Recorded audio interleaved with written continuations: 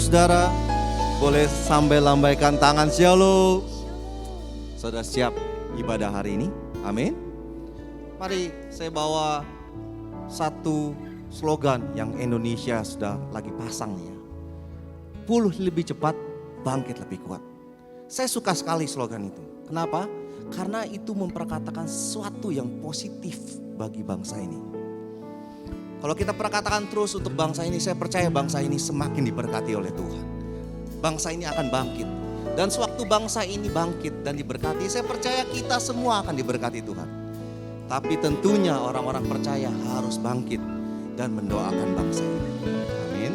Saya ajak saat ini kita berdoa fokus sama Tuhan, di mana kita doakan bangsa kita juga. Doa orang benar dengan yakin, maka Tuhan akan dengar. Amin. Mari sama-sama kita berdoa. Tuhan Yesus, kami bawa ibadah ini ke dalam tangan Tuhan. Ada banyak orang yang sehati mendoakan bangsa ini. Kami percaya bangsa ini di dalam hati-Mu. Bangsa ini akan dipulihkan oleh Tuhan. Waktu orang-orang benar berdoa, meminta berkat-Mu turun, kami percaya Tuhan hadir. Terima kasih. Kami serahkan ibadah dalam tangan-Mu. Dalam nama Tuhan Yesus Kristus kami berdoa. Amin. Mari sama-sama ya.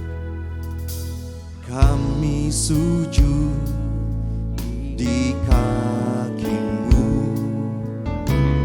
merendahkan diri, bersatu dengan tangismu bagi kota tercinta. Biar belas kasih-Mu Bapa kian bertambah nyata, dicurahkan atas kami. Lawatlah umat-Mu, ampunilah, selamatkanlah, pulihkanlah kota tercinta. Sinari dengan terang kasih-Mu, dengar doa kami.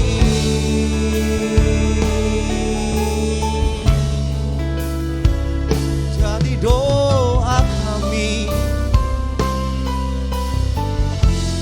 mendengar hati-Mu. Kita bawa bangsa kita, kota kita pada Tuhan. Kami sujud di kaki-Mu, merendahkan diri, bersatu dengan tangis-Mu bagi kota tercinta. Biar belas kasih-Mu Bapa kian bertambah nyata, dicurahkan atas kami. Lawatlah umat-Mu, ampunilah, selamatkanlah, pulihkanlah kota tercinta. Sinari dengan terang kasih-Mu, dengar doa kami. Ampunilah, selamatkanlah, pulihkanlah kota tercinta.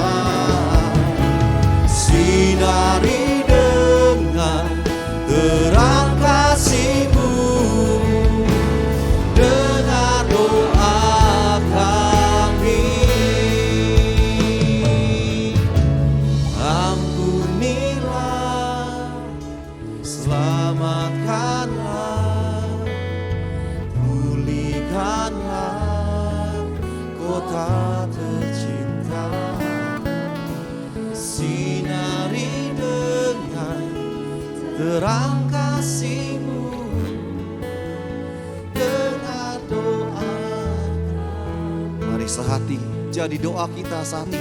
Katakan, ampunilah, selamatkanlah, pulihkanlah kota tercinta. Sinari dengan kasih Tuhan.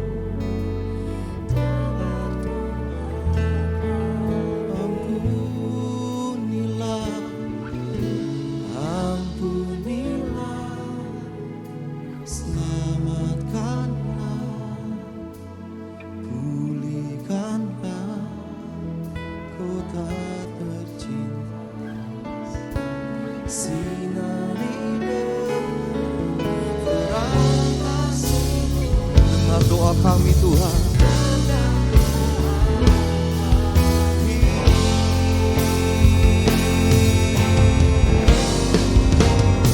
ampunilah, ampunilah, selamatkanlah, pulihkanlah kota tercinta, sinari terang kasih-Mu, dengar doa kami. Ampunilah, selamatkanlah, pulihkanlah kota tercinta, sinari dengan terang kasih-Mu, dengar doa kami. Sinari dengan terang kasih-Mu, dengar doa kami. Sinari dengan terang kasih-Mu, dengar doa kami. Mari saya ajak, berkati kota ini. Kami katakan berkat-Mu berlimpah atas bangsa Indonesia. Kami katakan damai sejahtera turun atas bangsa kami. Kami percaya Tuhan, kuasa-Mu terjadi. Setiap orang akan mengaku Kau Yesus. Berkati Indonesia. Mari terus berkatakan saat ini. Mari doa bagi bangsa kita. Yes, angkat suaramu.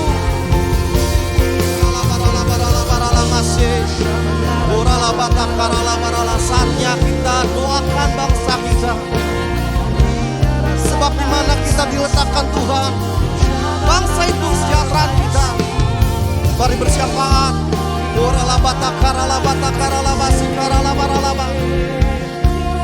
Mari terus.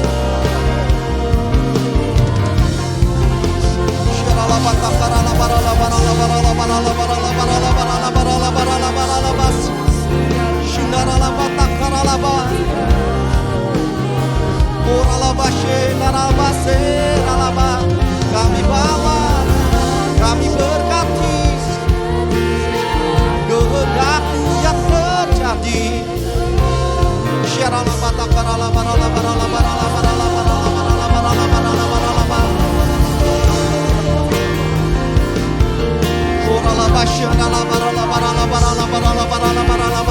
Mari lebih lagi.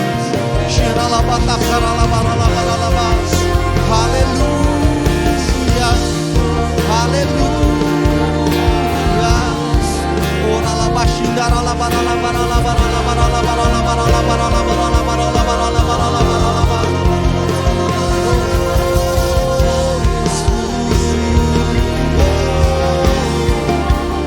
Biar kerajaan-Mu yang terjadi Tuhan tempat ini.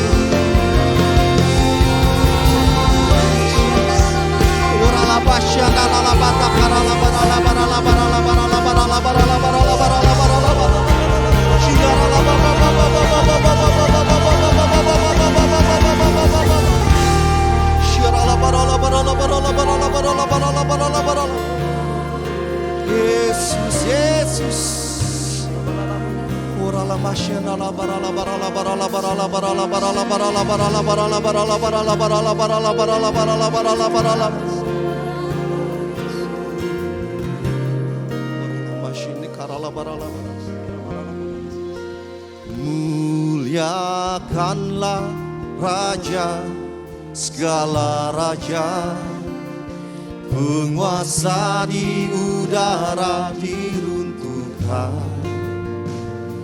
Biarlah nama Tuhan ditegakkan sekarang, kemuliaan kuasanya atas kita. Muliakanlah, muliakanlah Raja, yes. Penguasa di udara diruntuhkan. Biarlah nama Tuhan ditegakkan sekarang, kemuliaan kuasanya atas kita. Biar kerajaannya, kerajaanmu datanglah, kehendakmu jadilah di bumi seperti di surga. Kerajaanmu datanglah, kehendakmu jadilah di bumi seperti. Mari muliakanlah, muliakanlah Raja, segala raja, penguasa di udara. Amin, amin. Biarlah nama Tuhan ditegakkan sekarang, kemuliaan kuasanya atas kita. Rajamu, kerajaanmu datanglah, kehendakmu jadilah seperti di surga.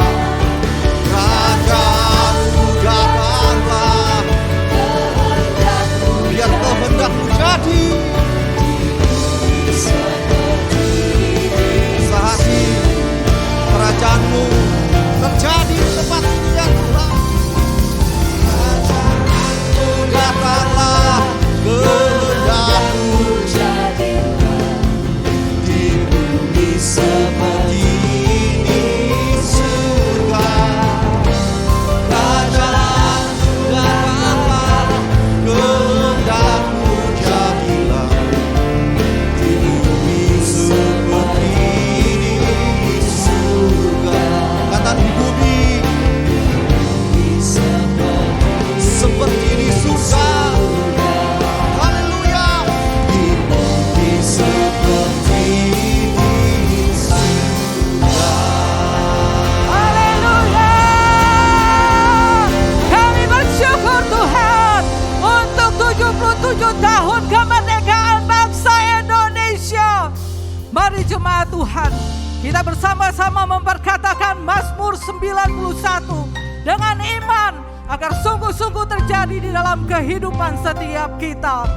Dalam lindungan Allah, orang yang duduk dalam lindungan yang maha tinggi dan bermalam dalam naungan yang maha kuasa akan berkata kepada Tuhan, tempat perlindunganku dan kubu pertahananku, Allahku yang kupercayai.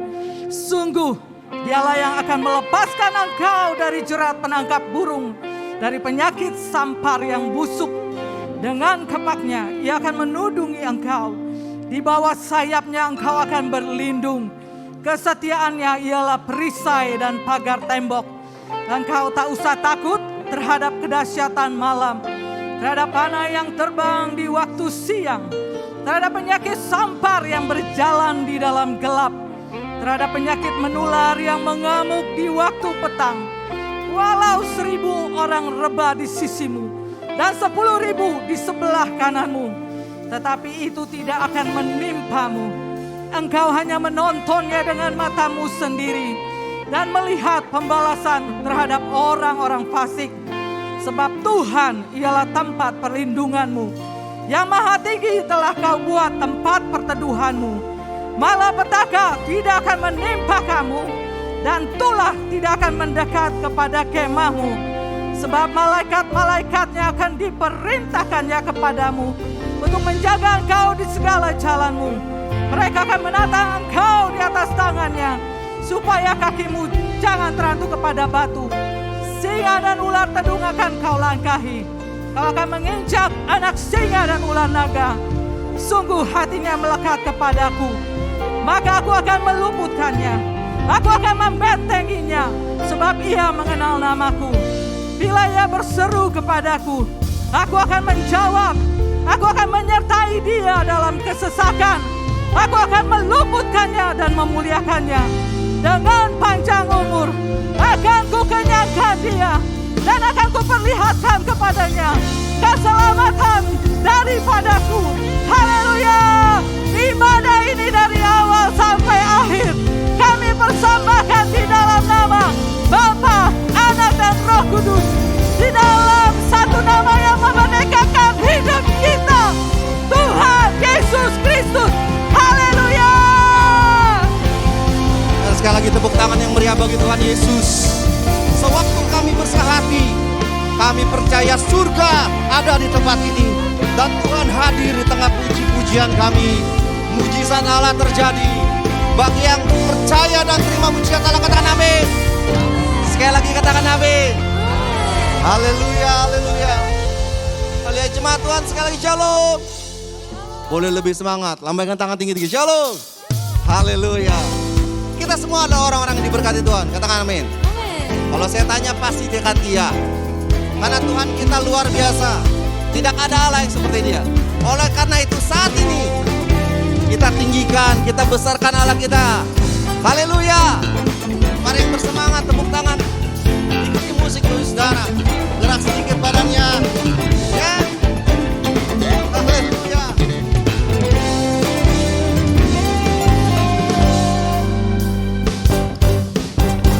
Allah ditinggikan dengan sorak-sorai. Allah ditinggikan dengan sangkakala. Allah ditinggikan dengan sorak-sorai. Bersoraklah bagi Tuhan. Bersoraklah bagi Tuhan. Haleluya. Mari tinggikan Allah kita.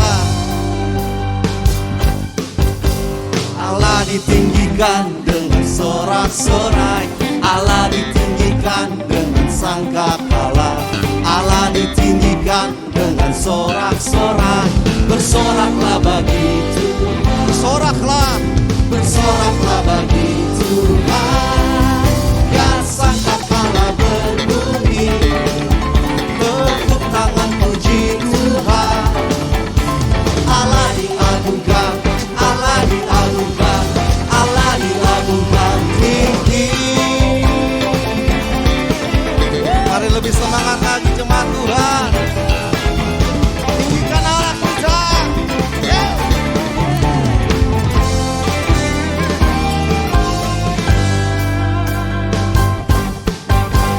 Allah ditinggikan dengan sorak-sorai. Allah ditinggikan dengan sangka. Main keras.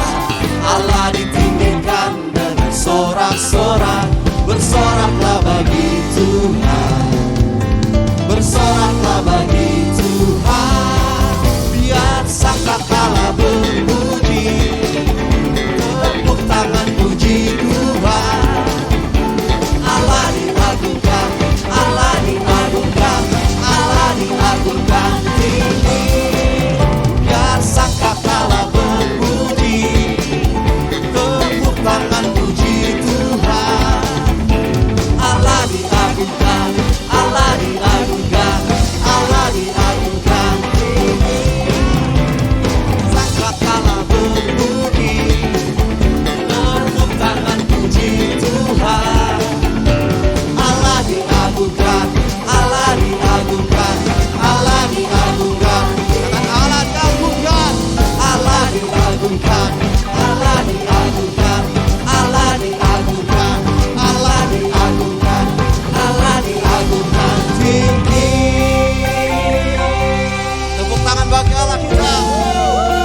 Masih kuat saudara. Nyatakan dengan iman dalam pujian dan penyembahan kita bagi Allah kita yang dahsyat. Sama-sama. Allah kita heran dan besar. Allah yang heranlah. Allah yang cinta kita semua, berkati dengan limpah. Allah yang heranlah. Ya. Allah kita heran dan besar. Amin, amin. Allah yang heranlah. Allah yang cinta kita semua, berkati dengan limpah. Allah yang heranlah. Allah kita heran.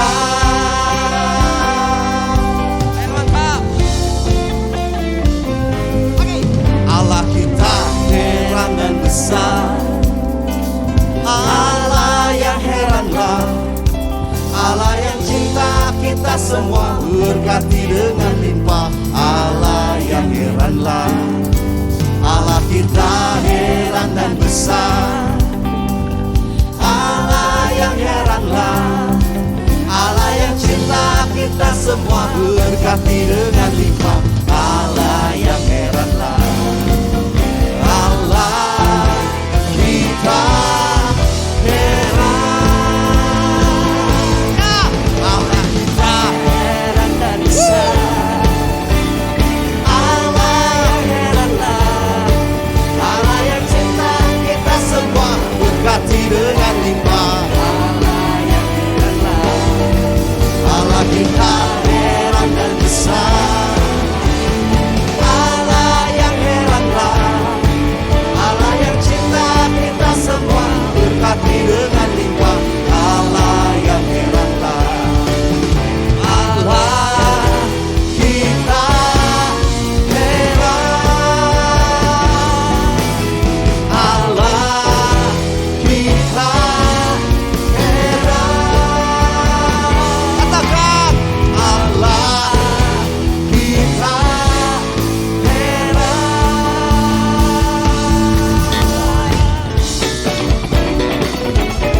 Haleluya. Yang bangga punya Allah seperti Tuhan Yesus. Tepuk tangan yang meriah. Katakan haleluya. Sekali lagi katakan haleluya. Yeay. Haleluya, haleluya. Haleluya.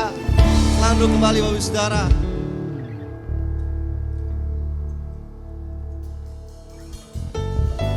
Kami datang kepadamu Tuhan Yesus, membawa ucapan syukur kami kepadamu Tuhan, atas besar kasih-Mu dalam hidup setiap kami.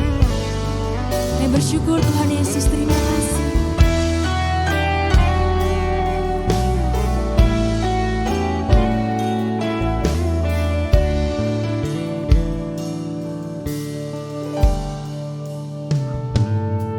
Sejauh timur dari barat, Engkau membuang dosaku. Tiada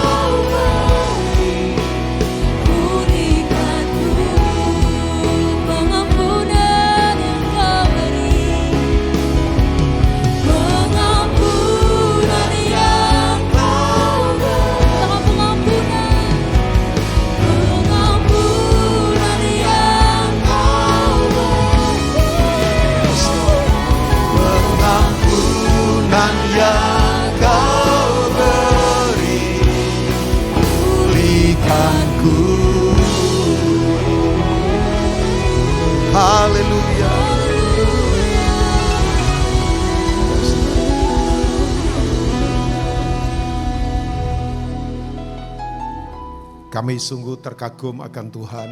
Kami sungguh mau berkata, Tuhan memang sangat luar biasa. Kebaikan-Mu begitu ekstrim, tidak perhitungan. Terima kasih untuk ibadah yang diberkati Tuhan. Kami percaya Tuhan bertata di atas pujian kami. Ibadah ini istimewa, inspiratif, bukan karena acara, program, fasilitas pembicara, tapi karena Tuhan yang luar biasa ada bersama dengan kami. Itu tidak bisa disubstitusikan oleh apapun. Kami bersyukur, kami bangga memiliki Engkau Tuhan. Sekarang berbicaralah, nyatakan hati dan kerinduan-Mu. Hamba-Mu yang terbatas dan penuh kekurangan, kalau boleh ada di sini nih karena kemurahan Tuhan. Biar kekurangan hamba-Mu tidak akan menghalangi Tuhan menyapa setiap kami. Berbicara secara pribadi buat setiap kami.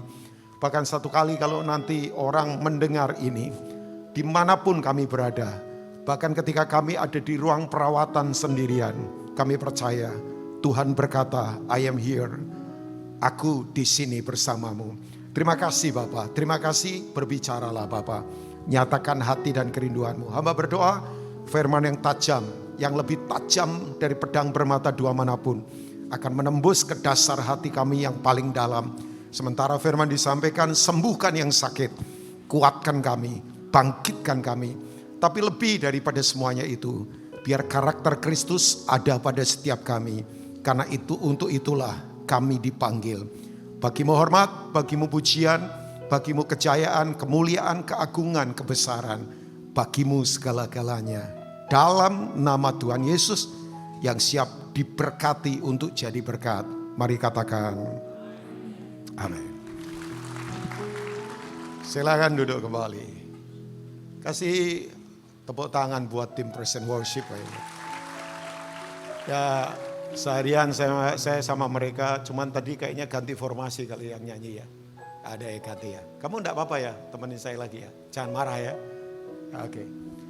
Shalom Bapak Ibu. Shalom. Ya, terakhir datang ibadah sore ya kira-kira sekian bulan yang lalu.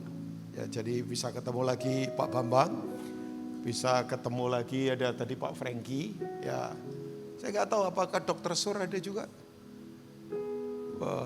Bu Dokter nggak ada ya. Biasanya sore beliau ada ya. Oke. Nah, tanpa menggurui, tanpa sok tahu, tanpa merasa saya paling pinter enggak. Ya, saya enggak mau datang dengan hati seperti itu. Ibadah pertama saya bicara tentang kasih yang memang menerjang semua batas dan menembus batas. Saya tidak akan ulang. Ibadah dua saya bicara tentang prinsip government dan governance. Ya, pemerintahan dan tata kelola. Saya tidak akan ulang juga.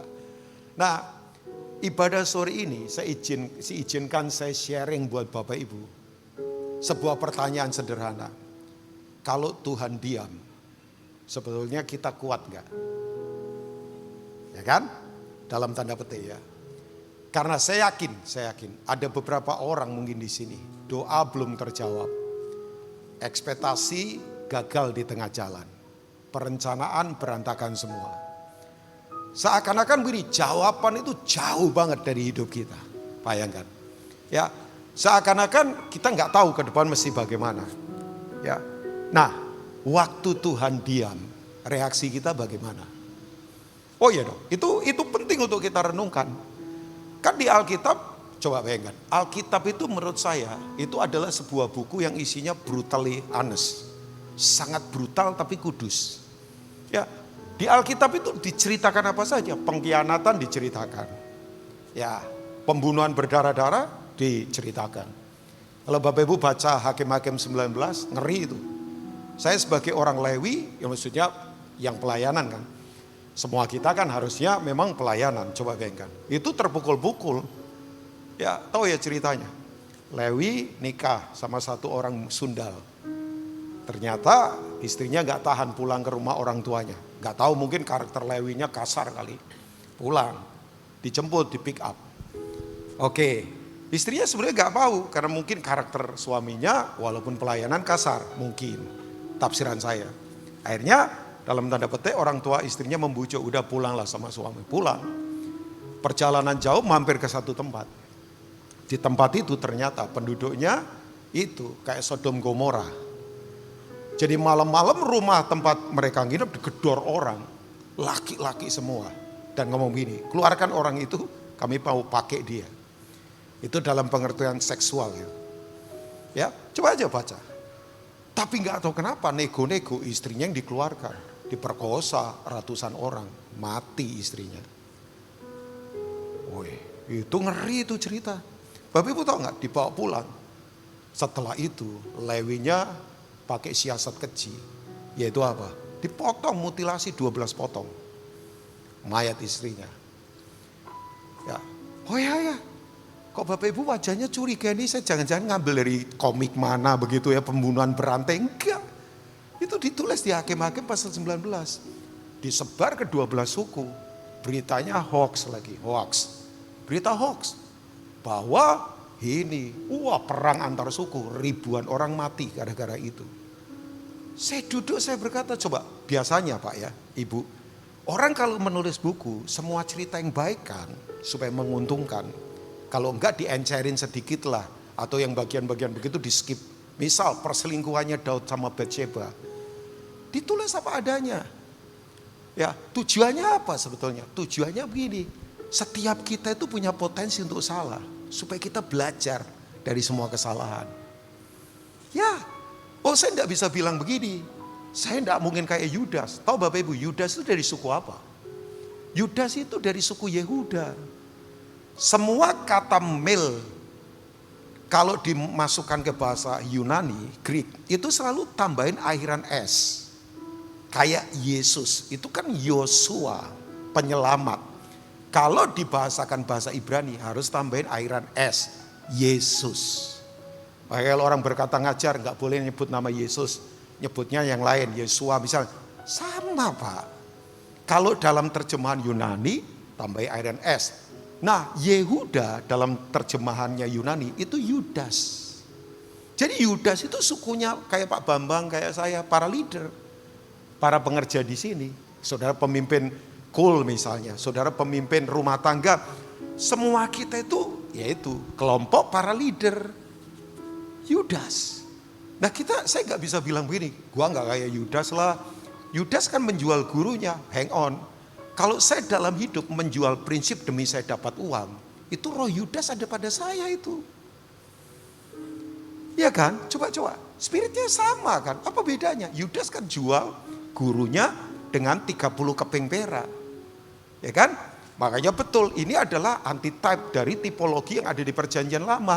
Waktu Yosef dijual oleh Yehuda, keluarkan dari sumur kan, dijual ke itu tuh apa namanya, musafirnya Ismail, kemudian dijual ke Mesir kan, ke Potifar, ya kan?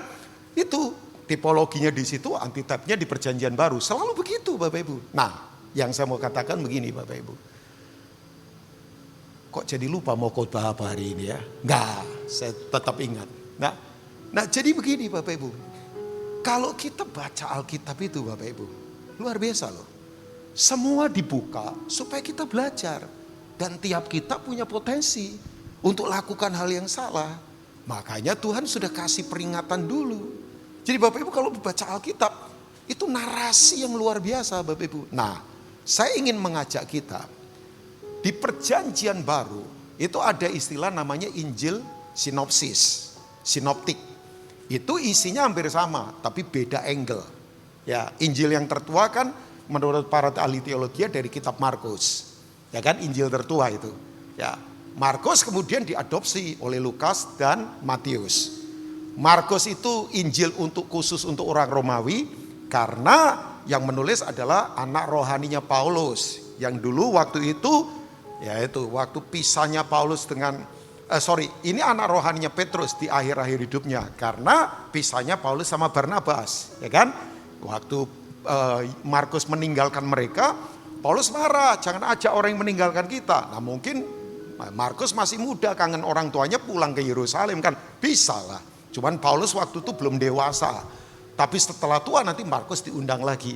Ini orang luar biasa, namanya Yohanes Markus. Jadi begini, Markus menulis Injil berdasarkan kesaksiannya Petrus. Waktu itu mereka di Roma. Injil ini kemudian ditulis di Roma untuk orang-orang Romawi. Matius, Injil untuk orang Yahudi, makanya ada silsilah. Karena orang Yahudi kalau tidak ada silsilah, ini nenek moyangnya siapa? Mereka tidak percaya. Makanya Matius 1 silsilah, ya kan? Saya sedikit memberitahu Bapak Ibu supaya kalau ditanya orang kita tahu jawabannya. Jangan asal semangat nyanyi tapi kita tidak mengerti kebenaran. Wah, itu paling nggak enak itu. Biasanya orang karismatik suka begitukan, nyanyi saja semangat, tapi soal Alkitab biasanya nggak bisa. Nah itu enggak, kita nyanyi semangat, tapi Alkitab juga kita sungguh-sungguh mempelajari secara dalam. Nah Bapak Ibu begini, di Injil Sinoptik itu ada beberapa cerita yang sama, tapi yang saya kagum, tahu nggak Bapak Ibu? Yesus itu memuji orang yang imannya besar. Itu semua bukan orang Israel. Contoh Matius pasal 8, yaitu perwira Roma di Kapernaum. Yang datang minta bantuan, tapi yang keren, minta bantuannya bukan untuk diri sendiri. Jujur ya, orang Kristen kalau datang ibadah kan semuanya pengen untuk dirinya. Ya kan, aku diberkati, sukses, anak cucuku hebat, aku sehat, kemudian ya itu. Makanya katanya ada 5 doa di sorga, 5 permohonan yang di sorga populer. Malaikat tuh kalau dengar kita doa sudah tahu isinya apa. Yang pertama kaya raya diberkati, yang kedua sehat walafiat, yang ketiga panjang umur, yang keempat anak cucu sehat, yang kelima kompetitor pada mati.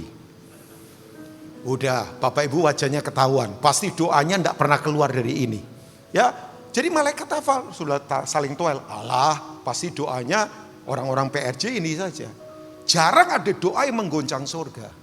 Salah satu doa yang menggoncang surga Salomo, beri aku hikmat untuk bisa memimpin umatmu yang besar ini. Dia disodorin kekayaan, dia tidak minta. Dia disodorin kemewahan, dia tidak minta. Makanya kemudian Tuhan berkata, karena kamu minta ini, selain itu aku tambahkan. Jadi kekayaan itu bonus saja buat Salomo. Itu bukan pengejaran utama. Yang utama adalah hikmat. Nah, oke. Nah, orang ini datang untuk minta tolong, budaknya sakit. Saya tidak akan membahas konsep budak, ngeri Bapak Ibu. Budak itu sama dengan barang, tidak punya surat-surat. Yesus kemudian mau pergi ke rumahnya, dia berkata, Tuhan nggak usah, aku nggak layak. Katakan sepatah kata saja, pasti hambaku sembuh. Langsung Yesus berkata, iman sebesar ini aku tidak pernah jumpai sekalipun di tengah-tengah orang Israel. Orang mana itu? Orang Roma. Nah yang kedua ini yang saya ingin bahas. Orang ini dari Kanaan. Tahu Kanaan? Apa itu? Tadi bunyi apa? Aman ya? Saya takut LED keluar apa begitu. Saya kayak khotbah di Athena loh, coba bayangkan Yunani. Saya baru tahu, makanya tadi teman saya Henry bilang begini, Kak Ruby lagi di Athena ya? Saya baru sadar, wah ini keren memang, LED keren ya. Athena loh bayangkan. Kok enggak diganti Papua begitu ya lebih nggak, memang minggu ini kayaknya Athena lah ya minggu ini ya. Oke. Atau programnya masih Athena saja.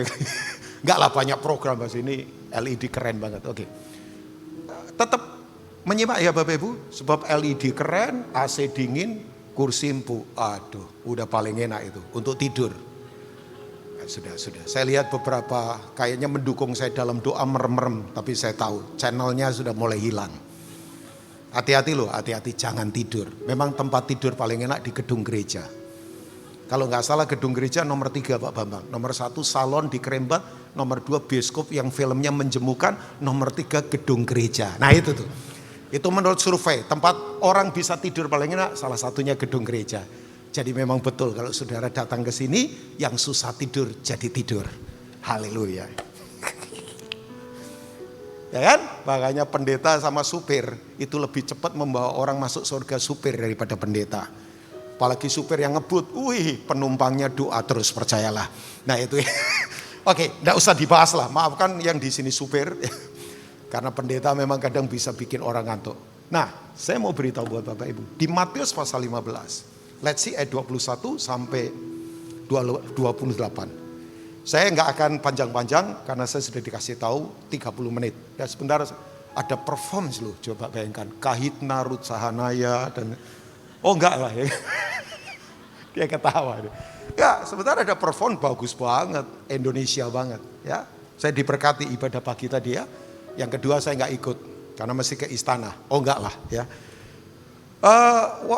Matius 15 ayat 21. Thank you multimedia. Lalu Yesus pergi dari situ menyingkir ke daerah Tirus dan Sidon. Ini wilayah bangsa kafir. Ya, ayat berikutnya, next. Maka datanglah seorang perempuan Kanaan dari daerah itu berseru, "Kasihanilah aku ya Tuhan anak Daud, karena anakku perempuan kerasukan setan dan sangat menderita. Dia punya kebutuhan yang mendesak dan dia berusaha desak Tuhan." Tapi tatap baik-baik mata saya. Sorry ya, Tuhan tidak bisa didesak kita.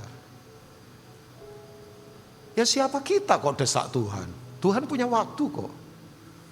Ya, makanya betul. Iman itu apapun keadaan, kita tidak akan nekat. Kan lawan dari iman itu nekat. Nekat itu bertindak karena desakan situasi dan kebutuhan keluar prinsip. Kalau orang beriman, situasinya mendesak. Tetap prinsipnya ke firman. Gak ada urusan di luar ya Bapak Ibu. Nah coba ayat yang berikutnya. Ini yang saya khotbahkan. Tetapi Yesus sama sekali tidak menjawabnya. Berapa lama saya gak tahu. Yesus diam. Ada dari saudara yang sekarang ini lagi teriak, "Tolong Tuhan, berat ini, tolong Tuhan, mepet ini, tolong Tuhan. Aku perlu pertolongan." Tapi kayaknya Tuhan diam. Ya, lalu murid-muridnya datang dan meminta kepadanya, "Suruhlah ia pergi, ia mengikuti kita," dengan berteriak-teriak. Tahu nggak Bapak Ibu? Ini yang luar biasa. Murid-murid itu salah menafsirkan. Dipikir Yesus diam. Yesus gak suka sama orang ini. Makanya reaksinya, usir saja. Aduh gak enak banget. Udah gurunya diam, orang sekelilingnya yang dipercaya ngusir lagi. Pernah ketemu gak begitu? Situasi berat, orang sekeliling kita gak peduli. Saya ngalami, sering Pak. Gak enak kan coba kayaknya. Tapi kemudian saya suka. Ayat yang ke-24. Sekalinya Yesus bicara, bicaranya eksklusif. Tajam ini kata-kata. Jawab Yesus, "Aku diutus hanya kepada domba-domba yang hilang dari umat Israel." Selesai? Enggak. Lebih tajam lagi. Ayat 25 coba lihat. Tetapi perempuan itu mendekat dan menyembah dia sambil berkata, "Lord, please help us." Tolong aku. Kata-kata berikutnya lebih dahsyat lagi. Yesus berkata, tetapi Yesus menjawab. Yesus bicara lagi, lebih tajam daripada yang pertama. Tidak patut mengambil roti yang disediakan bagi anak-anak dan melemparkannya kepada anjing. Wih. Udah diam, muridnya tafsirkannya salah, dipikir Yesus marah. Yesus ngomong 2 kali, tajam semua. Yang ini lebih tajam lagi. Gak layak lo roti untuk anjing. Tapi memang orang ini. Ayat 27. Kata perempuan itu, "Benar Tuhan, namun anjing itu makan remah-remah yang jatuh dari meja tuannya." Ayat 28, baca sama-sama jemaat sore yang diberkati. 23, maka Yesus menjawab dan berkata kepadanya, "Hai ibu, besar imanmu, maka jadilah kepadamu seperti yang kau kehendaki." Dan seketika itu juga anaknya sembuh. Yang setuju katakan? Nah, yang pertama, saya cuma punya pertanyaan sederhana. Kalau Tuhan diam, kita masih kuat nggak? Nggak usah Tuhan-Tuhanan lah. Cari pertolongan di tempat lain lah. Katanya di bukit sana itu ada orang pintar yang bisa tolong. Bisa ngutang ke yang koneksi gue jenderal. Terserah lah. Pertanyaan saya begini, waktu Tuhan diam, masihkah saya kuat? Waktu ekspektasi tidak terjadi, waktu rencana bubar di tengah jalan, waktu apa yang saya harapkan tidak menjadi kenyataan. Waktu doa saya, sepertinya Tuhan tidak mendengar. Bahkan orang sekeliling saya berkata, "Kamu gak ada harapan." Saya merenung ini, saya berkata, ini kekuatan apa wanita ini? Dan ini orang goyim, tahu istilah goyim? Goyim itu kafir. Semua kita goyim kan, kita bukan asli orang Israel. Pak Yesus berkata, "Aku diutus hanya untuk domba-domba Israel." Itu kalau Tuhan lagi ngomong begini, kamu tahu diri lah. Seakan-akan begitu, padahal Tuhan punya maksud loh. Nanti saya akan jelaskan. Makanya kata anjing di situ nggak main-main. Orang pikir, Tuhan galak banget ini. No. Saya baca ini kemudian saya tahu, wow. Ya, cuman saya kembali lagi, Bapak Ibu, coba. Nah, saya itu kagumnya, wanita itu waktu ketemu Yesus, dia menyebut dengan sebutan. yang jarang orang sebutkan ini. Coba ke ayat yang ke-22 tadi. Saya harap saya nggak salah ayat. Coba ayat 22 ya. Itu orang dari Kanaan, Zero Venesia, bangsa kafir ini. Orang dari daerah kafir ini. Berseru begini, kasihanilah ya Tuhan apa? Anak Daud, Jesus son of David. Ini kata-kata ini kalau orang Yahudi itu langsung tahu. Ini adalah Mesias. Karena begini, Mesias itu harus ordernya dari Daud. Jadi sebutan Jesus, Son of David, ini gak main-main. Ini dia tahu siapa yang dia sedang minta tolong, pada siapa dia sedang datang. Tapi ternyata ucapannya itu diimbangi oleh pengertian yang kuat. Saudara, sebutan Yesus anak Daud adalah Mesias. Mesias itu adalah Raja. He's the King of Kings. Makanya betul Bapak Ibu. Sayang ya orang sekarang diajar Tuhan hanya kasih. Tuhan penyelamat. Yang paling parah lagi orang Kristen sekarang create Tuhan menurut cara maunya dia. Pokoknya Tuhan itu harus memenuhi yang saya mau. Kalau tidak berarti dia bukan Tuhan. Makanya sorry, orang datang kebaktian belum tentu menyembah Yesus. Karena di pikirannya dia ciptakan Yesus untuk menguntungkan dia. Orang tanya sama saya, Pak, kenapa ada neraka? Katanya Tuhan penuh kasih. Kenapa ada orang miskin? Kenapa ada orang susah? Jangan lupa, dia raja. Semua orang melanggar titah raja, pasti ada punishment. Kalau orang berkata, orang Kristen sama saja, ternyata berantakan juga. Hang on, kenapa Tuhan hukum? Karena dia raja. Ya, dia raja. Raja itu kalau bertitah, kita ndak ikuti Bapak Ibu. Ada konsekuensi. Gak bisa sembarangan Bapak Ibu. Yang saya kagum, orang ini punya pengertian Yesus itu Mesias. Tapi diimbangi dengan pengertian. Dan itu teraplikasi dalam tindakan. Tahu Bapak Ibu yang luar biasa? Waduh. Abraham satu kali wanti-wanti sama Eliezer. Ya kan? Eliezer. Abraham berkata begini, Eliezer, carikan mantu buat Ishak. Tapi dia kasih wanti-wanti, jangan orang Kanaan loh. Harus dari keluarga saya. Tuh, baca kitab Kejadian. Ya, makanya Eliezer wanti-wanti, pegang ini. Dia tidak mau kemana-mana, harus ke daerahnya Abraham. Kemudian Abraham dapat mantu kan, namanya Ribkah. Ya kan Bapak Ibu baca Alkitab. Nah, jadi begini. Orang ini tahu. Ya, tapi orang ini tidak mau terpenjara oleh masa lalu. Bahwa orang Kanaan ditolak. Karena dia tahu kalau Mesias datang, segala bangsa pasti diterima. Amin Bapak Ibu? Ya dong, Yesus datang, kita coba bayangkan. Oh, saya penjahat dulu. Ya bahasa kasarannya, saya juga punya kelakuan nggak baik juga. Tapi Tuhan terima saya ya. Ya.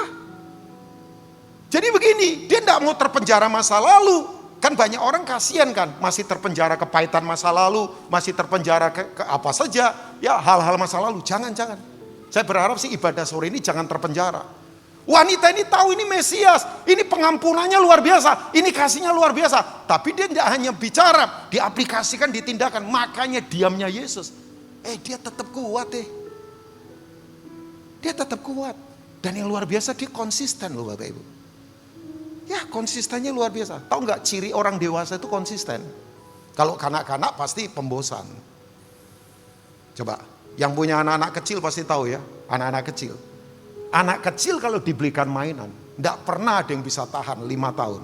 Kalau Bapak Ibu punya anak atau cucu anak kecil yang dibelikan mainan bisa tahan sampai 5 tahun. Museumkan anak itu makhluk langka Bapak Ibu. Dan Bapak Ibu cepat kaya saya yakin. Makanya kalau di toko mainan anak-anak coba modelnya berganti-ganti terus. Yang jualan mainan anak-anak pasti tahu. Mainan anak-anak itu cepat berganti-ganti karena anak kecil itu pembosan. Ini ibadah sore lebih tegas. Waktu Bapak sisa. Kurang sekian menit. Oke bos. Enggak, sebentar saya selesai ya. Ya sebentar. Enggak, saya suka tanya timekeeper kurang berapa lama. Bapak Ibu tahu enggak? Pembosan anak kecil. Makanya betul ya. Anak kecil dengan orang dewasa yang kekanak-kanakan itu bedanya cuma di harga mainan. Anak kecil mobil-mobilan, orang dewasa mobil beneran. Tapi pembosan. Ya, jangan bilang siapa-siapa ya, di dalam saja ya. Ciri orang dewasa yang kekanak-kanakan, biasanya majalahnya ada 2 yang dia gemari. Otomotif atau Playboy, karena dua-duanya menyodorkan model baru yang berubah-ubah. Nggak usah saya ulang, yang ketawa tahu yang saya katakan. Ini pewahyuan dalam untuk direnungkan. Tahu Bapak Ibu, anak-anak begitu. Pembosan. Tapi konsistensi wanita ini. Saya challenge saudara ya, tantangan berat ke depan Pak. Orang pikir setelah endemik semua oke. Enggak Pak. Inflasi udah terjadi. Krisis sudah terjadi. Kawasan enggak ada yang aman sekarang. Saudara kalau ke Taiwan sampai ada apa-apa dengan China. Chip terganggu. Kalau chip terganggu, pasokan apa saja terganggu. Sebab negara penghasil chip terbesar sekarang Taiwan. Udah di angka nano seri 3. Kesehatan, perbankan, internet, mobil, chip semua. Revolusi industri 4.0 udah enggak pakai minyak, pakai chip. Perlu berjaga-jaga lah. Saya beritahu Bapak Ibu ya, nubuatan sangat cepat digenapi sekarang ini. Aneh. Sampai saya bilang, memang segera ini sangkakala berbunyi, udah di depan mata. Ya asli. Saya bilang dari hati yang paling dalam. Saya enggak ngomong kapan ya, tapi tanda-tandanya cepatnya luar biasa. Tapi enggak apa-apa. Yuk, jangan tidak dewasa. Kalaupun Tuhan diam, kita tetap kuat. Yang mau katakan amin? Nah saya tutup dengan ini. Tuhan itu ternyata kalau diam, dari pihak Tuhan. Tuhan itu lagi menguji kualitas yang di dalam kita. Jadi Tuhan itu waktu makanya berkata, enggak layak roti dikasih anjing. Tahu Bapak Ibu, kata anjing, itu kalau Bapak Ibu merenung, akan muncul orang Kanaan yang dicangkokkan ke suku Yehuda, namanya Kaleb. Kaleb itu artinya anjing. Kaleb itu kan berasal dari 2 kata, kalf and lev. Kalf itu sepenuh, lev itu hati. Jadi Kaleb itu sepenuh hati. Kalau ada binatang melambangkan kesetiaan, itu anjing. Makanya di Jepang itu ada legend kan, apa sih? Apachi gitu ya. Bukan mochi. Apa sih? Itu Hachiko ya. Itu kalian penggemar anjing-anjing kayaknya ya. Nggak, betul Hachiko. Ini Hachiko kan. Anak saya bilang, Hachiko tahu ya legendanya. Tuannya itu sakit. Disuruh tunggu di situ. 9 tahun lebih nungguin di situ. Padahal tuannya udah mati Pak. Dia setia. Makanya anjing itu adalah lambang kesetiaan. Nah kalf itu sepenuh, lev itu hati. Dan waktu Yesus berkata tidak layak memberi roti pada anjing. Ini bukan anjing yang apa. Ini anjing yang dipelihara yang bisa tidur di kamar tuanya. Pudel. Terus kemudian Frosby apa ya. Yang dari kerajaan Inggris itu. Apa sih? Ya saya nggak terlalu tahu dunia peranjingan. Sebab saya kepahitan sama anjing. Dulu digigit anjing 5 kali. Belum sempat menggigit anjing sampai hari ini. Karena saya nggak punya iman Pak untuk menggigit anjing. Jadi makan air saya nggak punya iman. Istri saya, Mickey Mouse, Batman, anjing diajar sama dia. Ya apalagi kalau ke Manado, waduh Batman, Mickey Mouse diajar semua sama dia. Nah, saya nggak punya iman ke sana. Tahu Bapak Ibu, ini adalah anjing yang dipelihara. Makanya bahasa penyembahan proskuneo diajar di sini. Proskuneo tahu nggak? Seperti anjing menjilat tangan tuannya, menciumi. Sebab penyembahan adalah kiss. Penyembahan itu adalah mencium. Nah yang saya tahu, tidak sembarangan saya cium orang. Hanya orang yang dekat dengan saya cium. Istri saya, adik-adik saya, anak saya. Saya tidak mungkin kan di terminal ciumin orang satu persatu. Supir taksi saya cium begitu. Saya perlu dibawa ke RSJ. Loh iya kan, makanya orang yang dekat itu mencium. Dan mencium itu tidak boleh dari jarak jauh. Karena kayak anggotanya Fantastic Four itu. Mencium itu dari jarak dekat, itu kedekatan. Oh saya baru tahu. Nah langsung karena waktu saya selesai.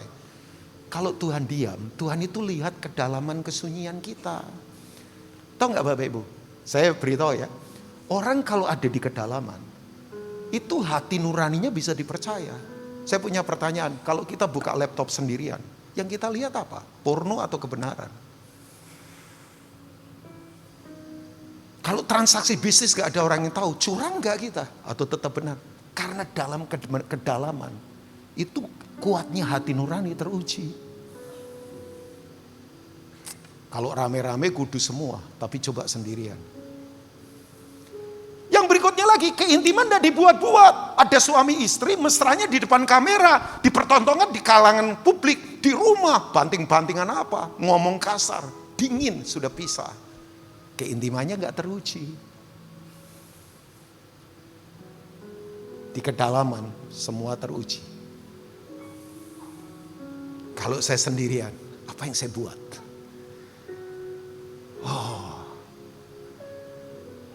Kalau Tuhan diam, Tuhan lagi melihat kualitas sampai ke dalam. Hopefully kita tetap kuat karena kita punya kedalaman berbeda. God bless you all. Tuhan memberkati semua. Mari kita bangkit berdiri bersama.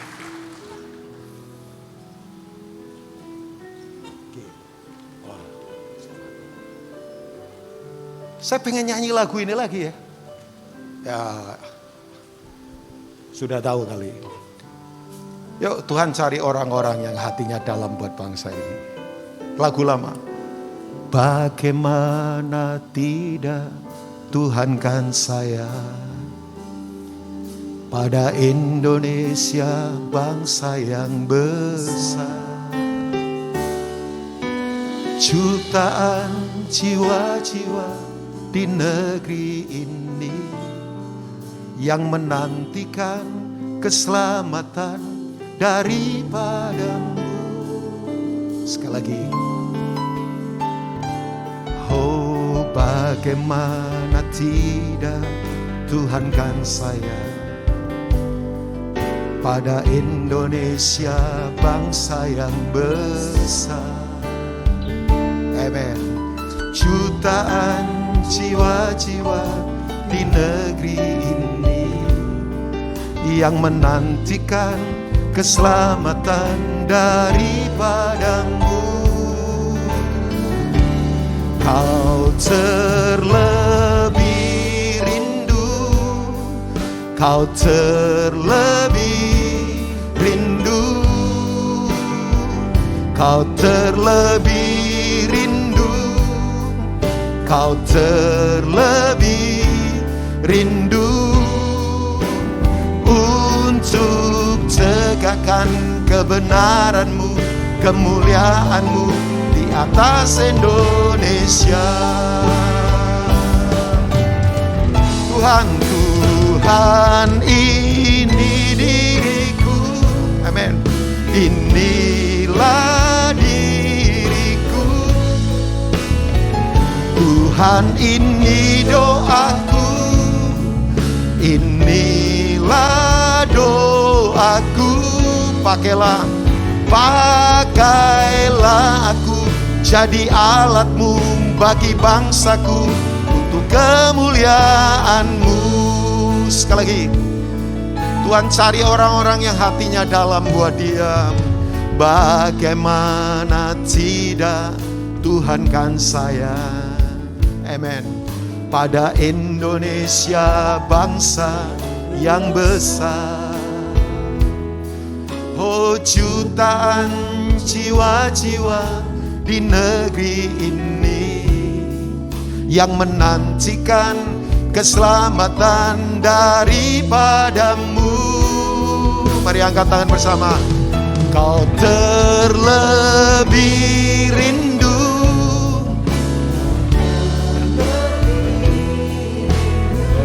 ya, kau terlebih rindu, kau terlebih rindu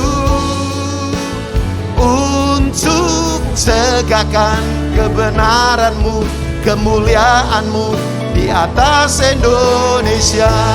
Tuhan, ini diriku,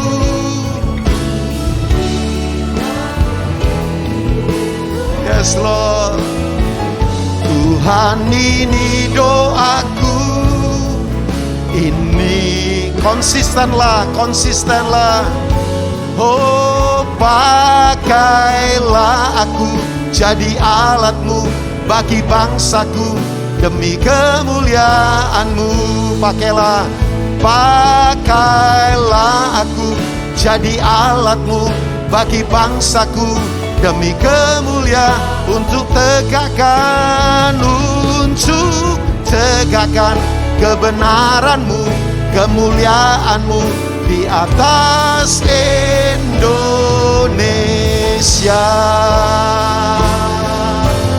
Oh, amin.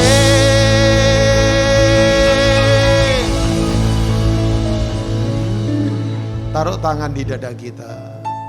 Shedekara papa.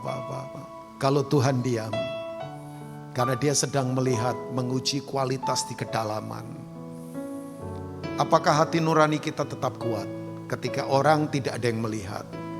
Apakah keintiman kita betul-betul natural dan dalam, tidak dibuat-buat?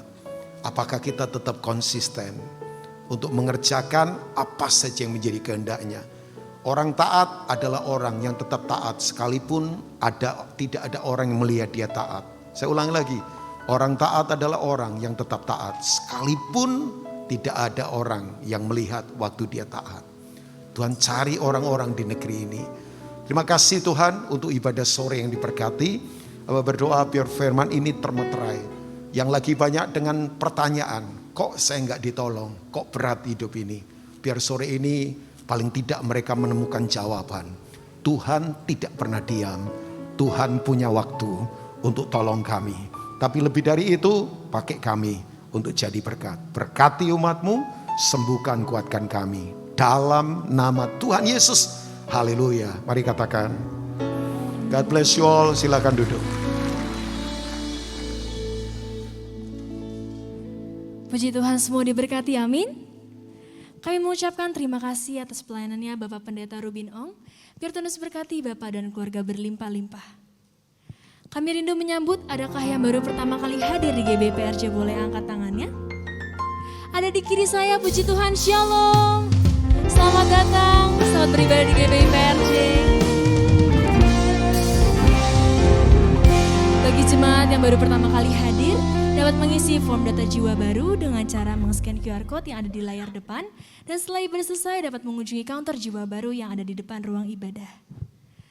Kami meminta kesediaannya untuk Bapak Ibu dapat mengisi angket ibadah dengan cara meng-scan QR Code yang ada di depan kursi Bapak Ibu di sebelah QR Code persembahan. Bagi Bapak Ibu yang membutuhkan doa khusus, dapat mengunjungi counter doa yang ada di depan ruang ibadah dan para pengerja akan membantu mendoakan Bapak Ibu.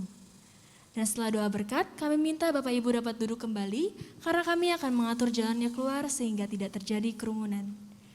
Baik, kita akan beri persembahan, mari persiapan yang terbaik buat Tuhan Yesus.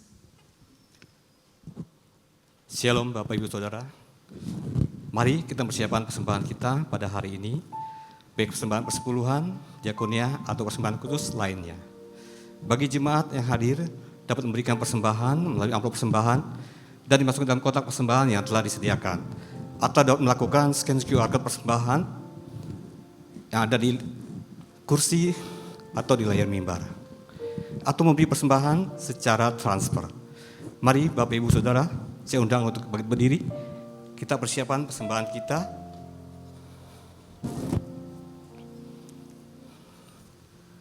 Mari kita bersatu dalam doa. Kami bersyukur buat semua berkat-Mu. Kami membawa persembahan sebagai wujud syukur. Kami percaya, kami menerima kesehatan, keluarga, bisnis, pekerjaan, dan kuliah yang terbaik. Ini adalah waktu memberi persembahan dalam nama Tuhan Yesus Kristus. Amin. Selamat memberi, Tuhan memberkati. Shalom. Gembala dan seluruh pengerja serta jemaat GBIPRJ CK7 mengucapkan terima kasih kepada Bapak Pendeta Rubin Ong yang telah memberkati kita semua melalui penyampaian pesan firman Tuhan pada hari ini. Tuhan Yesus memberkati Bapak dan keluarga berlimpah-limpah. Amin. Berikut kami sampaikan beberapa pengumuman. Ibadah Raya Onsite hari Minggu tanggal 28 Agustus 2022 pukul 9, 11.30 dan 16.30 waktu Indonesia Barat dilayani oleh Pastor Michael Gunawan. Ibadah Raya Onsite disertai dengan ibadah onsite BPA sebagai berikut. Yang Professional and Couples 2 PM Service pukul 14 waktu Indonesia Barat di lantai 10 Grand Ballroom. 316 Unit English Service pukul 9 dan 11.30 waktu Indonesia Barat di lantai 9 Ruang Topas. Ibadah Junior Church pukul 9 dan 11.30 waktu Indonesia Barat di lantai 9 Ruang Kristal. Joshua Generation Kids English Service pukul 9 dan 11.30 waktu Indonesia Barat di lantai 9 Ruang Emerald. Ibadah Sekolah Minggu pukul 9, 11.30 dan 16.30 waktu Indonesia Barat di lantai 9 Ruang Ruby. Unit Pelayanan Jemaat GBI PRJ akan mengadakan penyerahan anak secara onsite. Pendaftaran tanggal 1 sampai dengan 21 Agustus 2022. Pendaftaran melalui www.gbiprj.org. Dan pelaksanaannya pada hari Minggu 28 Agustus 2022 pukul 11.30 waktu Indonesia Barat. Untuk info lengkap dapat dilihat di www.gbiprj.org atau dapat menghubungi kantor sekretariat di depan.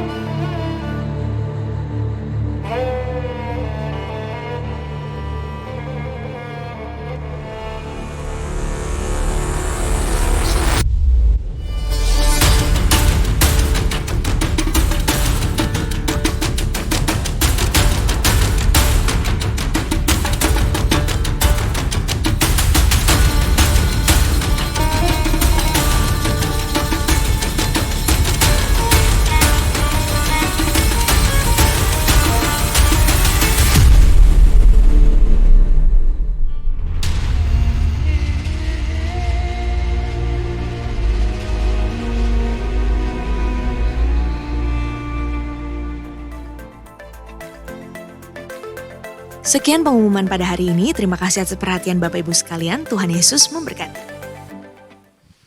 Shalom jemaat Tuhan yang dikasihi Tuhan. Ada sukacita di rumah Tuhan hari ini. Sangat sukacita selalu ada di rumah Tuhan. Amin saudara-saudara. Nama saya Eradi. Saya mau menyambut para millennials di tempat ini. Ya, saya akan mempresentasikan satu wadah pelayanan di GBI PRJ untuk para millennials saudara-saudara. Ya, para millennials tentunya yang umur 23 sampai 40 tahun. Nah saudara-saudara, sebelum saya mempresentasikan pelayanan ini, saya akan membacakan satu survei dari Barna Institute. Kenapa para millennials meninggalkan gereja, dan ini sudah terjadi di Korea Selatan saudara-saudara. Dan kita berdoa supaya tidak terjadi di Indonesia. Nah survei membuktikan bahwa 3 alasan utama kenapa para millennials meninggalkan gereja. Yang pertama adalah mereka mengatakan bahwa gereja tidak menjawab kebutuhan mereka. Dan yang kedua dikatakan bahwa gereja itu membosankan. Dan yang ketiga dikatakan bahwa di gereja itu hanya teori saja dan tidak ada kuasa Tuhan yang nyata. Nah saudara-saudara, saya mau bagikan kepada saudara-saudara kenapa millennials punya pola pikir seperti ini. Karena ada satu hal yang kita harus pahami, bahwa strategi si iblis adalah dia tidak suka yang namanya unity. Dia tidak suka yang namanya hubungan. The devil fears connection, saudara-saudara. Dia strateginya adalah selalu memisahkan kita antara satu sama lain dan memisahkan kita kepada Tuhan. Nah caranya bagaimana dia memisahkan para millennials kepada Tuhan? Yang pertama, dia hancurkan satu institusi yang namanya pernikahan. Tahukah saudara bahwa generasi milenial, orang tuanya adalah generasi baby boomers yang lahir tahun 45 sampai 65. Dan survei mengatakan generasi baby boomers adalah generasi yang mengalami perceraian yang sangat tinggi, saudara-saudara. Jadi harus kita mengerti para millennials banyak yang bertumbuh di keluarga yang broken home. Keluarga yang orang tuanya tidak rukun, saudara-saudara. Oleh karena itu banyak dari mereka yang mempertanyakan di manakah Tuhan. Benarkah Tuhan itu Bapa yang baik? Yang kedua yang iblis selalu lakukan untuk menjauhkan para millennials dari iman kepada Tuhan, yaitu dia menghancurkan gereja-gereja. Sehingga kalau saudara-saudara tanya kepada para millennials, banyak dari mereka yang tidak percaya dengan institusi yang namanya gereja, saudara-saudara. Dan yang ketiga yang sering dilakukan oleh para iblis kepada para millennials adalah para millennials tidak bisa berhubungan, mempunyai hubungan yang sejati kepada sesamanya. Kenapa? Karena kita selalu terkoneksi dengan yang namanya sosial media. Generasi milenial identik dengan yang namanya kita adalah orang-orang yang ngerti teknologi, ngerti sosial media. Tetapi pada kebenarannya, generasi milenial adalah generasi yang sangat terisolasi. Karena menurut mereka saling follow di Instagram itu adalah satu hubungan. Dan ternyata kita tahu itu bukan hubungan yang sejati, saudara-saudara. Banyak dari mereka merasa terkoneksi kepada Tuhan hanya melalui ibadah online. Padahal sebetulnya wadah gereja kita sudah memberikan wadah di mana kita bisa ibadah onsite dan tertanam di dalam komunitas-komunitas yang ada. Firman Tuhan katakan di Yohanes 15 ayat 4. Dikatakan, tinggallah di dalam aku dan aku di dalam kamu. Sama seperti ranting tidak dapat berbuah dari dirinya sendiri kalau ia tidak tinggal pada pokok anggur. Demikian juga kamu, generasi milenial, tidak bisa berbuah jikalau kamu tidak tinggal di dalam aku. Nah saudara, fokus kita di 2PM bukan sekedar attendance gereja, but we believe there is relationship beyond membership, saudara-saudara. Amin, saudara-saudara. Bukan sekedar datang ke gereja, tetapi kami rindu supaya generasi milenial ini tidak hilang. Kita butuh satu wadah di mana kita bisa terkoneksi satu sama lain, tertanam di dalam gereja Tuhan. Karena kami tahu dengan sungguh-sungguh strategi si iblis yang tadi saya sudah jelaskan. Dan kami tahu statistiknya. Dan kami tahu dinamika kehidupan seorang dewasa muda itu begitu luar biasa. Ada yang kerja dari sebelum matahari terbit dan pulang sudah gelap. Banyak yang dari kita orang tua muda yang struggling dengan bagaimana kita mendidik anak yang masih bayi, saudara-saudara. Nah oleh karena itu saudara-saudara, saya mengundang para young professionals di sini yang masih muda. Saudara, kami mempunyai komunitas yang luar biasa, para young professionals. Bisa dilihat di layar di belakang saya. Ya, ada banyak dari mereka yang ternyata orang-orang sibuk ini bisa tertanam di dalam rumah Tuhan dan masih bertumbuh di dalam firman Tuhan. Saudara bayangkan ada di sini beberapa orang profesional dari Tokopedia, bahkan the head of information technology di Tokopedia ada melayani bersama-sama dengan kami. Tadi dia baru berkhotbah. Ada orang-orang yang bekerja di startups, ada orang-orang yang kerja di K5, Korean entertainment industry. Ada orang-orang yang bekerja sebagai YouTuber, saudara. Ada satu YouTuber di 2PM, followernya bukan 100 orang, Pak, tapi 1,5 juta orang. Ada di 2PM, saudara. Dan ternyata mereka ini orang-orang sibuk ternyata masih bisa cari Tuhan. Kenapa? Karena mereka terkoneksi di dalam satu wadah yang sehat. Bukan hanya yang profesional, saudara-saudara, saya mengundang para young couples, keluarga-keluarga muda. Saya tahu, saya punya 2 anak kecil. Dinamika seorang keluarga muda itu tidak mudah. Seringkali kita diperhadapkan dengan siang jadi malam, malam jadi siang. Karena kita harus ngatur bayi kita harus membimbing, kita harus membina keluarga kita. Bahkan banyak dari kita yang bisnisnya mulai take off. Dan banyak lembur yang harus kita lakukan. Tapi ternyata kita buktikan di komunitas kami, jika kita terkoneksi, kita bisa tetap bertumbuh di dalam Tuhan. Kuncinya adalah terkoneksi, saudara-saudara. You don't have to do life alone. You don't have to walk with Jesus alone. Tetapi bisa bersama-sama dengan kita bisa saling topang. Sayang sekali kalau saudara-saudara kita mempunyai wadah di gereja yang begitu luar biasa di GBI-PRJ, tetapi kita tidak memanfaatkan ada komunitas yang adult di mana kita bisa saling menopang dan saling terkoneksi, bahkan mungkin bisa networking di dalam hal karir. Oleh karena itu saudara-saudara, saya mengundang Bapak Ibu, teman-teman di sini, adik-adik saya untuk hadir di 2PM service setiap hari Minggu jam 2 siang. Kenapa jam 2 siang? Karena kami percaya para yang adult Senin sampai Sabtu sudah bangun pagi. Hari Minggu kita bisa bangun lebih siang. Kenapa? Dan kita pergi ke gereja tidak harus buru-buru dan kita bisa sukacita. Pulang gereja pun hari masih terang, masih bisa kita hangout ke tempat-tempat yang biasanya anak-anak muda bisa hangout. So, saudara, saya mengundang setiap hari Minggu, kalau saudara miss hari ini, please watch the YouTube. Karena itu sangat luar biasa firman Tuhan yang dibagikan hari ini oleh Pastor Randy tentang bagaimana kita menjadi tuan atas uang, saudara-saudara. Shalom, Tuhan Yesus memberkati.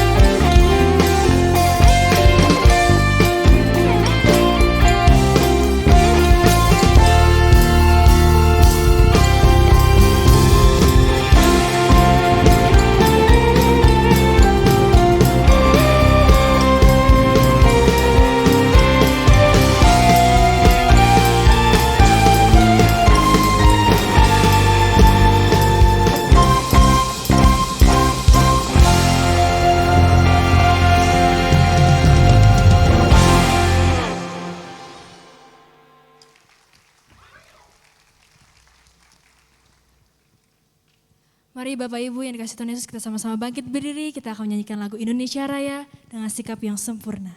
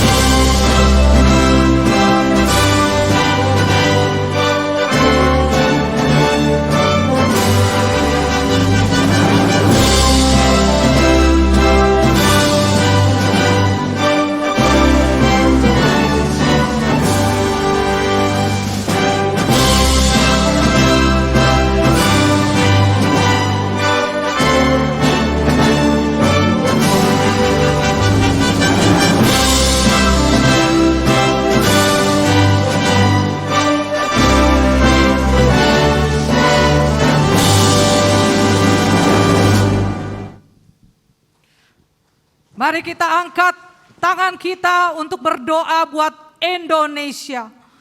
Indonesia diberkati Tuhan. Kami mengucap syukur atas 77 tahun kemerdekaan Indonesia. Kami percaya Indonesia ada di dalam tangan Tuhan yang luar biasa. Indonesia pulih lebih cepat, bangkit lebih kuat. Terima kasih Tuhan untuk bangsa kami Indonesia. Tuhan urapi para pemimpin kami di Indonesia. Presiden kami Bapak Joko Widodo dan wakilnya Pak Maruf Amin. Beserta dengan seluruh jajaran menteri Tuhan, TNI Polri kami Tuhan. Biarlah Engkau memberkati, mengurapi Tuhan sehingga keputusan-keputusan penting dan terbaik buat bangsa kami Indonesia Tuhan. Terima kasih Tuhan. Indonesia terus diberkati Tuhan, bebas Tuhan dari krisis ekonomi global. Biarlah ya Bapak COVID-19 dari pandemi berubah menjadi endemi Tuhan. Indonesia menjadi negara yang maju Tuhan. Terima kasih Bapak, terima kasih Tuhan Yesus. Mari kita berdoa untuk hamba-Nya yang sudah memberkati dalam ibadah panjang hari ini. Beserta dengan seluruh keluarga besarnya, pelayanannya. Biarlah pengurapan Tuhan terus turun buat hamba-Mu ini Tuhan. Kemana saja hamba-Mu ini pergi, banyak jiwa-jiwa bertemu dengan Tuhan. Tuhan, biarlah ya Bapa penyertaan perlindungan Tuhan sempurna buat hamba-Mu. Terima kasih juga Tuhan untuk gembala sidang kami Pak Niko Tuhan. Beserta dengan seluruh keluarga besarnya dan penggembalaannya Tuhan Kau berkati berlimpah-limpah. Perlindungan penyertaan Tuhan yang nyata Tuhan untuk hamba-Mu ini Tuhan. Bapak pakai terus hamba-Mu ini sebagai pembawa api Pentakosta yang ketiga Tuhan. Dari bangsa ini sampai kepada bangsa-bangsa. Kami berdoa memberkati Gembala CK7 terkasih kami Pak Dr. Yanto Tuhan. Biarlah ya Bapak pengurapan terus Tuhan Kau berikan buat hamba-Mu ini beserta dengan keluarga besarnya. Penggembalaannya di CK7 diurapi Tuhan. Tuhan kami berdoa untuk bangkitnya generasi Yeremia di CK7. Anak-anak muda yang dipenuhi Roh Kudus, hidup kudus takut akan Tuhan. Tidak kompromi terhadap dosa sehingga bisa dipakai Tuhan untuk menuai jiwa-jiwa. Lahirnya pemimpin-pemimpin muda yang takut akan Tuhan dan panggilan khusus untuk mengembalakan anak-anak muda ini Tuhan. Terima kasih Bapak. Mari jemaat Tuhan, kita angkat tangan, kita siapkan hati kita untuk menerima berkat terindah dan terbaik dari Tuhan melalui hamba-Nya. Jemaat GBI PRJ yang terkasih dalam Tuhan Yesus Kristus, pulanglah dan terimalah berkat-Nya. Kasih Allah Bapa dan anaknya tunggal Tuhan kita memberkati engkau, melindungi engkau, mencurahkan kasih karunia yang berlimpah-limpah, serta persekutuan yang manis dari Roh Kudus menyertai kita mulai saat ini sampai Maranatha, bahkan untuk selama-lamanya. Mari kita yang percaya dan sudah diberkati, sama-sama katakan